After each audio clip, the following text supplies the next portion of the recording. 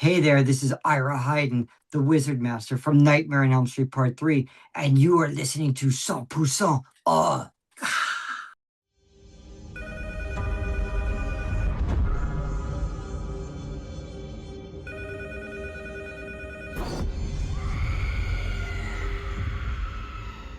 Comment avez-vous trouvé cette passion pour l'acting? So I was in some like classes in middle school and stuff like that. I was really interested in plays.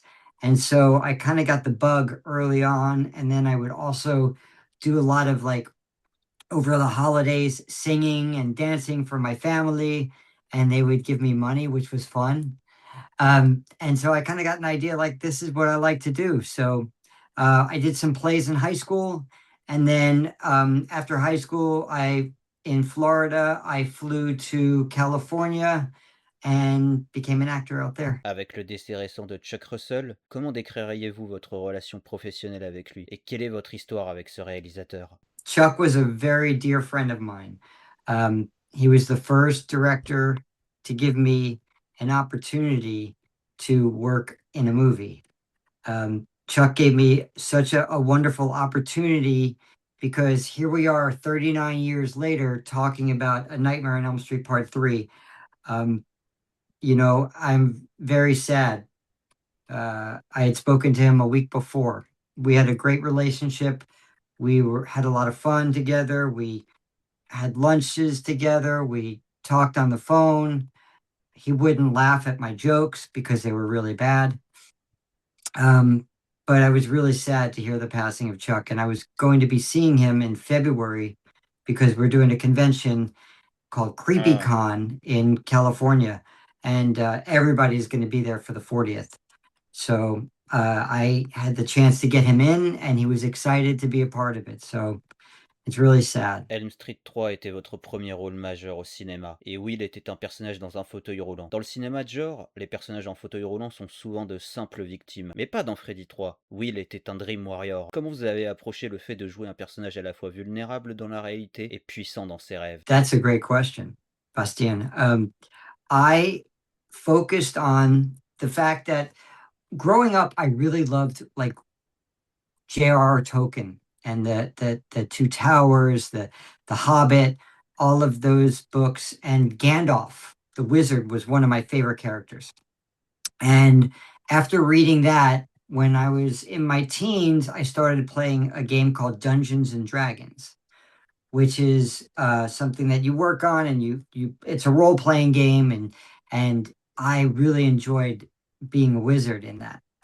And so when the opportunity came up for the job of Nightmare on Elm Street 3, I felt like I was right for the role because I kind of knew what Will liked to do in the sense of playing Dungeons and Dragons and being stronger in his mind than he was, in a wheelchair. Je sais que vous n'êtes pas le scénariste, mais dans le film, on nous explique que Will a sauté avant de finir dans ce fauteuil roulant. Il est sous-entendu que Freddy le hantait bien avant les événements du film, mais nous n'avons jamais eu l'histoire définitive. Quand vous avez joué le personnage, est-ce que vous aviez votre propre headcanon sur ce qui est arrivé à Will? When they say that, I envisioned kind of what happened to Philip in the Oh movie.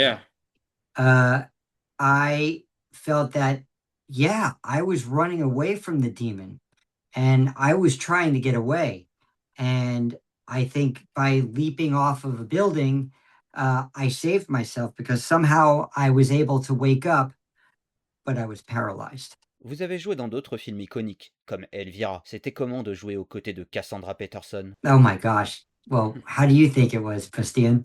It must have been really, really great, right? Oh my gosh, she was not only a great actress, not only wonderful with comedy, but just such a warm heart and a great person. So we had a lot of fun working together.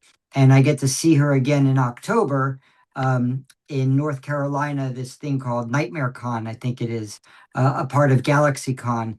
We're doing a reunion from Elvira, Mistress of the Dark. So it's going to be a lot of fun. Cassandra was just a wonderful rock and roll chick and great timing with comedy and, easy easy to become a friend with. Il y a une franchise aussi iconique que les Griffes de la Nuit dans votre filmographie, SOS Fantôme. Vous avez joué les mini-bibins d'Homme Chamallow dans Ghostbusters Afterlife. C'était comment de donner de votre voix à une icône culturelle miniature? One of these little guy là, the mini That's right. puffs. So one of the great things about this business out here, Bastien, is you get to meet people and you have relationships and friendships. And so I was playing a game called Broomball with Jason Reitman. And this was when Jason, back when he was just like directing commercials, and then he started directing The Office. Then I found out that he was going to be directing the new Ghostbusters Afterlife. And I said, I'll do anything. I really want to be a part of it because it's an iconic thing. And then to have Jason direct it, you know, he's phenomenal. So he said, absolutely. So I did what you call, Bastien, ADR work. So ADR is, I'm not sure if you're familiar with it. It's, let's say you have two main characters in the front. It's all the background voices. Like if you're at a restaurant, if the two characters are having a scene in the restaurant, it's all the patrons in the background that are ordering, you know, waiter, I'd like two pieces of bread and water, please, you know. So it's all the background noises. So I did that throughout the whole day. Also got to play some screaming, running guys from the ghosts. But then I found out that Jason wanted me to stay to voice these special characters.